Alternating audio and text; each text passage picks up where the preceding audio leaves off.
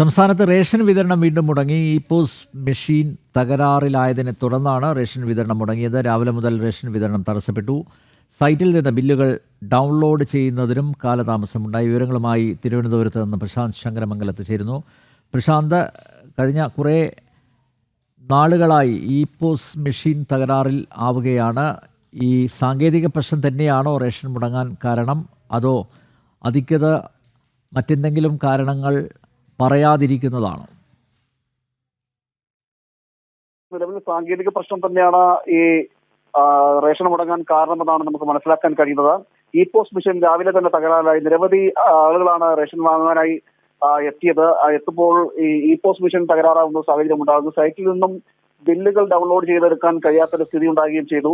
ഇതോടുകൂടി ഏറെ നേരം 25 മുതൽ 30 മിനിറ്റ് വരെയൊക്കെ സമയം ഡിലേ ആവുന്ന ഒരു സാഹചര്യം ഉണ്ടായിരുന്നു. ഇങ്ങനെ വന്നതോടുകൂടി തന്നെ ആളുകൾക്ക് വീട്ടിൽ പോകേണ്ട ഒരു അവസ്ഥയും ഉണ്ടാകുകയും ചെയ്തു. ഏറെ നേരം ഈ റേഷൻ വാങ്ങാൻ എത്തുന്നവർ കാത്തു നിൽക്കുന്ന സ്ഥിതി ഉണ്ടായി. അങ്ങനെ കാത്തു നിന്നിട്ടും ഈ മെഷീൻ ഇ-പോസ് മെഷീൻ അടക്കം അതിന്റെ തടസ്സങ്ങൾ, സാങ്കേതികമായിട്ടുള്ള തടസ്സങ്ങൾ നീങ്ങാൻ കഴിയാത്ത നിലയിലേക്ക് എത്തിയതോടുകൂടിയാണ് റേഷൻ വിതരണം പൂർണ്ണമായും മുടങ്ങുന്ന ഒരു സാഹചര്യം ഉണ്ടായത്.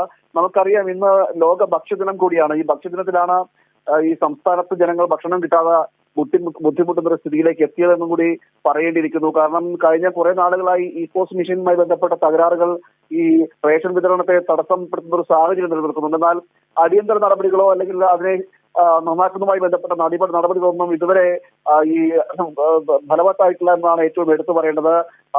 സമാനമായ രീതിയിൽ തന്നെ ഇ-പോസ് മെഷീൻ പണിമുടക്കുന്നതിലൂടെ റേഷൻ വിതരണം നിലയ്ക്കുന്ന ഒരു സാഹചര്യം സംസ്ഥാനത്ത് ഇപ്പോൾ നിലവിൽ. സംസ്ഥാനത്ത് റേഷൻ വിതരണം വീണ്ടും മുടങ്ങി. ലോക ഭക്ഷ്യദിനത്തിലാണ് റേഷൻ വിതരണം മുടങ്ങിയിരിക്കുന്നത്. ഇ-പോസ് മെഷീൻ തകരാറിലായതിനെ തുടർന്നാണ് റേഷൻ വിതരണം മുടങ്ങിയത്. രാവിലെ മുതൽ റേഷൻ വിതരണം തടസ്സപ്പെട്ടു. സൈറ്റിൽ നിന്ന് ബില്ലുകൾ ഡൗൺലോഡ് ചെയ്യുന്നതിനും കാലതാമസമുണ്ടായി.